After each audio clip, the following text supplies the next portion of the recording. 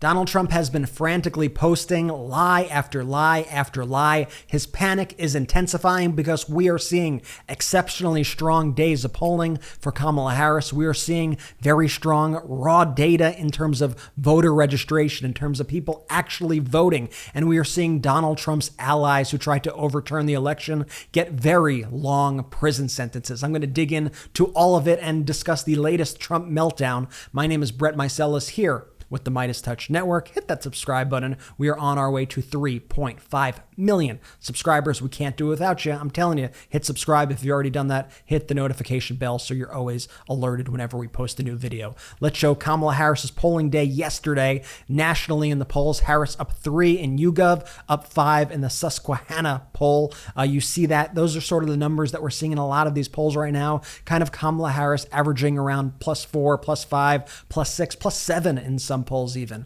Let's go to the state polls. In Arizona, Harris up 3 in the Cook poll, up 2 in the High Ground poll. In Pennsylvania, Harris up 2 in the Cook poll. In Michigan, Harris up 3. In Georgia, Trump up 1. In Wisconsin, Harris up 2 in Cook and up 5 in the A+ gold standard Marquette, Wisconsin poll. In Nevada, Harris up 1 in Cook. In North Carolina, Harris up 3 in Cook. In Virginia, it's a blowout, folks. Harris up 10 in the VCU poll. And folks, it's not just about the polls here. It's about the actual raw data that is coming in. For example, let me give you an update here on the mail and absentee ballot requests from the Commonwealth of Pennsylvania. There have been around 1.5 million absentee ballot requests requested at this point, and the Democrats have around 62% of all of those ballot requests. Republicans are at around 27%, and independent moderate voters, non-affiliated voters, are at around 11%. This is a very wide gap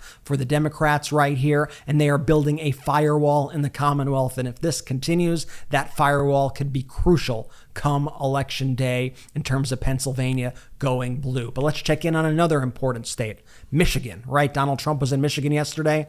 We'll get to that in a bit. Let's check in on Detroit.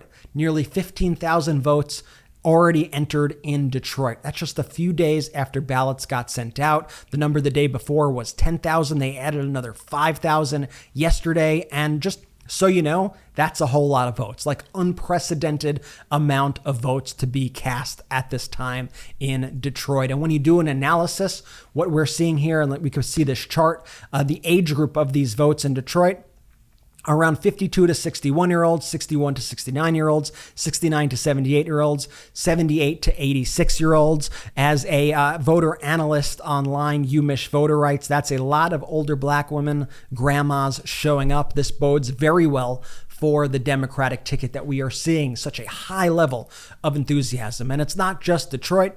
In Ann Arbor, home of the University of Michigan, they've registered about 5,000 new voters in September alone. This is a massive deal. Let's remember, folks, Trump only won Michigan by 10,000 votes in 2016. So with this enthusiasm since the entrance of Kamala Harris, with all these new voters registering, these young voters, more good news for Vice President Harris. So, of course, Donald Trump is taking to a social media app to have his public panic attack venting therapy session, whatever you want to call it. He writes yesterday, heading to Michigan, we'll be going to North Carolina next week. Date to be determined because I don't want to do anything that's going to interrupt their rescue efforts. Like, you've already been to North Carolina. You were there like the first day when they did not want anybody there, when you diverted all the resources away from that state. You did that, and you lied about it, and you continue to lie about what is going on there. So you've already interrupted their rescue efforts. You are already actively harming people and getting people killed. But let's check out what happened when he went to Michigan. You see that there's a lot of enthusiasm going against him in Michigan, but Donald Trump did his signature walk off his plane and waved to nobody. We have so many of these clips. He did the same thing in Michigan. Check this out.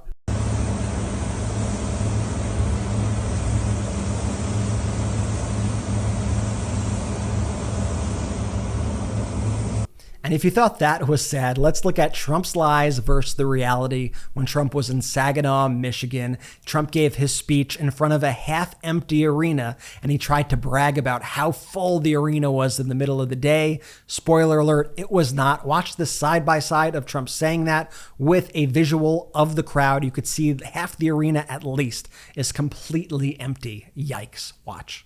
And who else can fill up? Only Maga. But whoever fills big places like this at 3 o'clock in the afternoon? We're going to be meeting. We're going to think of it. And this is what the crowd in Michigan was being treated to. Donald Trump giving his optimistic vision of the future. Obviously, I'm being incredibly sarcastic here. Trump said he opposes wind energy because he thinks his TV would turn off when the wind isn't blowing. Watch this. You're not going to do it through wind. The wind isn't blowing, darling. Let's turn on the television. Let's try it anyway. I want to see President Trump make a speech tonight. No, darling, the wind isn't blowing. We have no juice in the house. Trump tells the people of Michigan that he used to hate paying overtime and that he doesn't want to pay overtime. He wants to get rid of overtime pay. Watch this. A lot of people don't give. I know a lot about overtime. I'd hated to give overtime. I hated it. I'd get other people, I shouldn't say this, but I'd get other people in, I wouldn't pay. I hated. Yeah, I think that's important for the working people of America to know, especially a lot of people who make like the bulk of their money with their overtime pay. I think that's quite relevant. Then Donald Trump just became very kind of incoherent, and he started mispronouncing Kamala Harris's name, but not even on purpose. He said he calls her lying Kamala and said she works at McDonald's. Watch this. Country destroying. Liberal agenda once and for all. You know, I call her Lion Camera. She worked at McDonald's. I watched her. Huh? I mean, no wonder why that arena is at least half empty. I mean, who wants to hear this crap? At that event, whatever you want to call it, Trump said he had the best 4 years with hurricanes. I mean, the guy went golfing during a hurricane. He said he wanted to nuke a hurricane. Remember that? He blocked disaster aid, especially for blue states, and he threw paper towel at hurricane victims. Like, we didn't forget this stuff. We had the best 4 years with hurricanes. We took care of people. And I was on the phone. I was screaming at people. They hate my guts to this day. They write books about me. I'm the worst human being they've ever. But his playbook is so obvious, and this is what he's doing. This is what the Maga media are doing. They're trying to turn this into like a Hurricane Katrina. It's not that at all. The federal government is putting in the work. They've been there since before day one, and they are getting universally high marks across the board from Republicans, from Democrats, from independents, from the folks who live in these areas. But of course, Donald Trump needs to subvert reality and create his own when things aren't going his way. So Donald Trump posts, Kamala and Sleepy Joe are universally being given poor grades for the way they are handling the hurricane, especially in North Carolina. It's going down as the worst and incompetently managed storm, blah, blah, blah, blah, blah. I mean, this is just blatantly false, not true. It's disgusting lies, disgraceful lies that could actually get people killed. And it's because Donald Trump, he abdicated his responsibility when he was president to provide states with what they needed. And let me just show you, because I don't need to say, hey, Brett, like this is just MeidasTouch talking. Is this you talking? No, these are Republican governors in the areas who are speaking about it. Republicans and Democrats and everywhere in between. So we see Governor Henry McMaster of South Carolina, a Republican, saying the federal government is helping. There is no asset out there that we have not already accessed. Governor Brian Kemp of Georgia saying the president just called me. He said, hey, what do you need? I appreciate their help. Republican Governor Glenn Youngkin of Virginia said, I am incredibly appreciative of the rapid response and cooperation from the federal team. Governor Roy Cooper, a Democrat, said we have federal rescue teams from all over the country right now. I've been talking with President Biden and Vice President Harris daily. Asheville, North Carolina Mayor Esther Manheimer wrote, we have support from the federal government. It is a well-coordinated effort. And as a reminder, I want you to look at the date on this image that I'm showing you right now. This is Governor Roy Cooper on May 10th, 2017, when Hurricane Matthew hit. And he stated then that he had requested $900 million for the Hurricane Matthew recovery, but he will receive just $6.1 million. He received less than 1% of the resources he needed for the recovery because Donald Trump did not want to help people in a state run by a Democratic governor. How disgraceful. How disgraceful is that? And Donald Trump really just wants to try to gin up like anger about immigrants, and he wants to lie about the storm.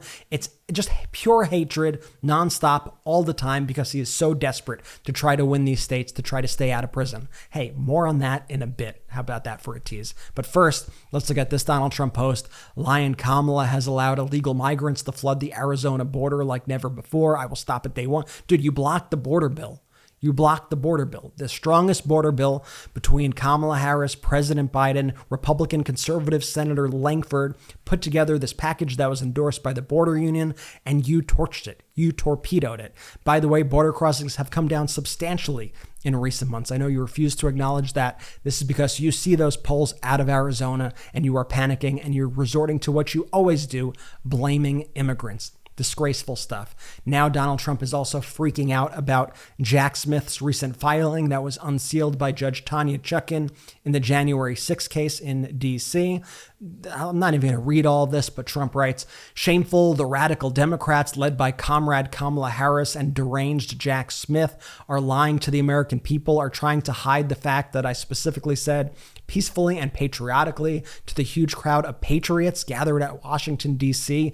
on January 6th, blah, blah, blah, blah, blah." Like, enough is enough of this whining. We all saw what you did on January 6th. We were all there. We watched it on TV. No one is buying your gaslighting except for your cultists. As Ron Filipkowski, our editor-in-chief, writes, he also told them to fight like hell or they won't have a country anymore. And the tweet the cultists liked to post was over 2 hours after the Capitol was breached and it was winding down. The Rose Garden statement was only made after 50 people begged him to make that statement. 4 hours. Nobody is buying your crap. And by the way, the reason why this document is being released right now is because that Supreme Court held everything up and your games delayed everything to this point where it is happening right now.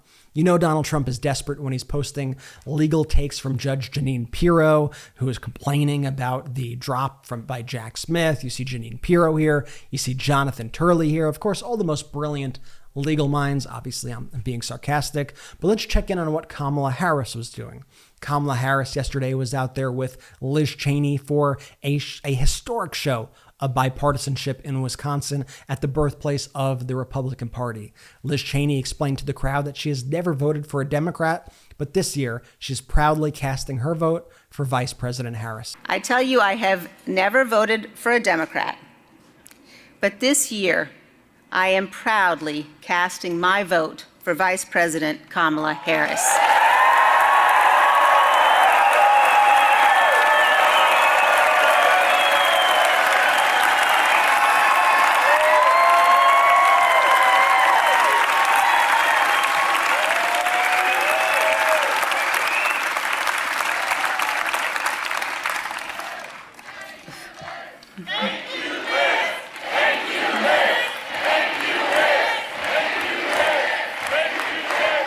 Thank you. But mostly we're not going back.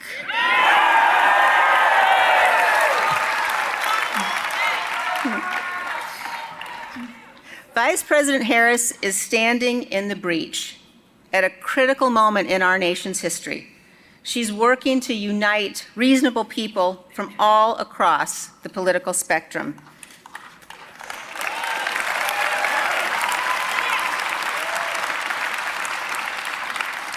Vice President Harris has dedicated her life to public service. I know that she loves our country, and I know that she will be a president for all Americans. As a conservative, as a patriot, as a mother, as someone who reveres our Constitution, I am honored to join her in this urgent cause. Vice President Harris discussed the need for Americans across the political spectrum to come together.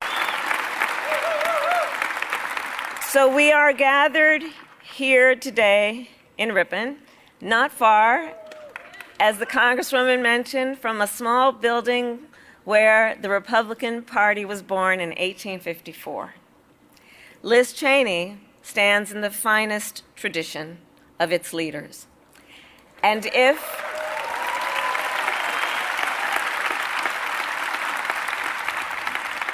people across Wisconsin and our nation are willing to do what Liz is doing, to stand up for the rule of law, for our democratic ideals, and the Constitution of the United States, then together I know we can chart a new way forward, not as members of any one party, but as Americans.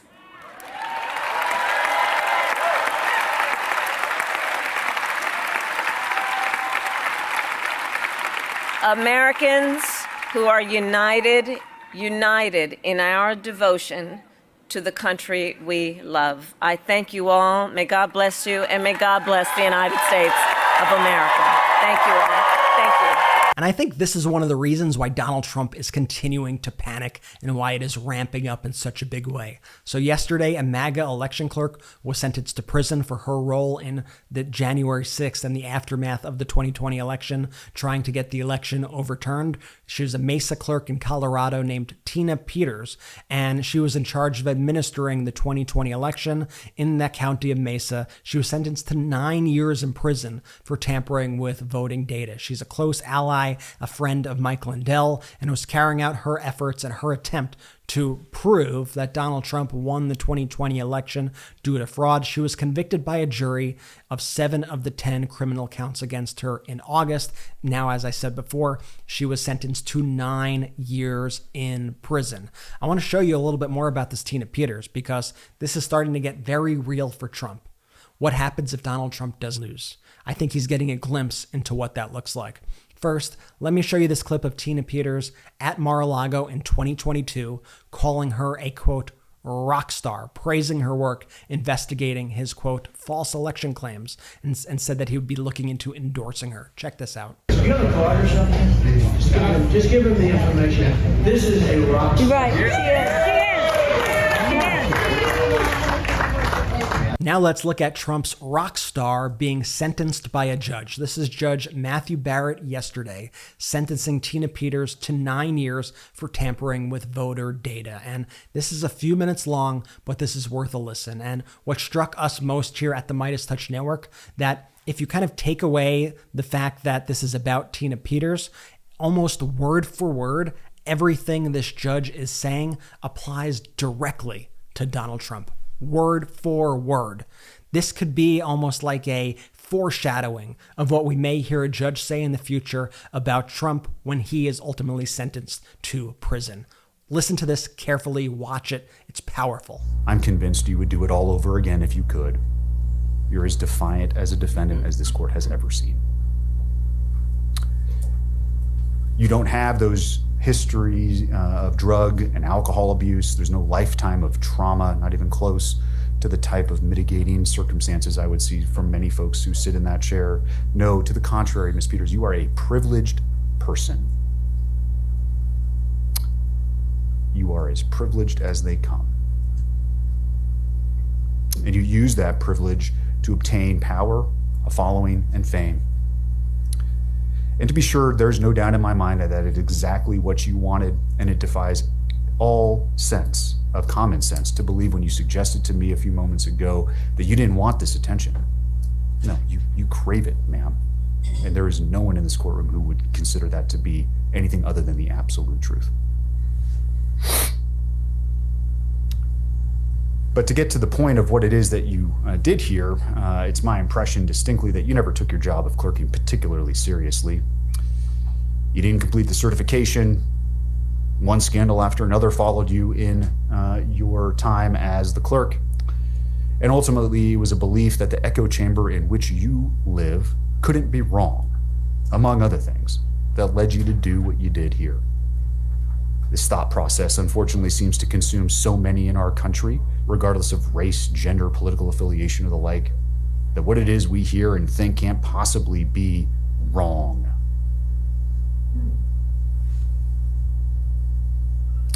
There are many things in my mind that are crystal clear about this case. You are no hero, you abused your position, and you're a charlatan who used and is still using your prior position in office to peddle a snake oil that's been proven to be junk time and time again. In your world, it's all about you. But at bottom, this case was about your corrupt conduct and how no one is above the law. No No one in this country has absolute power.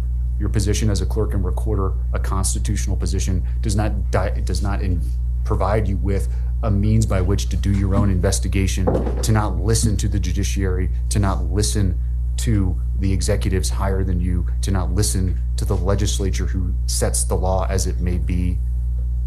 This is nonsense. Our system of government can't function when people in government think that somehow, some way, the power they've been given is absolute in all respects. And that's where you fell. You have no respect for the checks and balances of government. You have no respect for this court. You have no respect for law enforcement. And you do not have respect for your fellow colleagues when you were a clerk and recorder who weren't lockstep in your beliefs. I mean, don't you agree that that could have been about Donald Trump? Every single line of that was spot on. Oh, and also, by the way, this was 2 years after this interview with Steve Bannon and Tina Peters. Let's put up this image. You could see, well, they're both in prison now. As Rick Wilson says, ETTD, everything Trump touches dies. Enjoy your 9 years in the clink. Tina Peters, I hope Donald Trump joins you soon. Hey, thank you so much for watching this video. I really appreciate it. Thank you for sharing these videos. Remember to hit the like button and also subscribe. We're on our way to 3.5 million subscribers here at the MeidasTouch Network, and we genuinely cannot do it without you. All right, thanks again. I'll see you soon. Hey Meidas Mighty, love this report? Continue the conversation by following us on Instagram at MeidasTouch to keep up with the most important news of the day. What are you waiting for? Follow us now.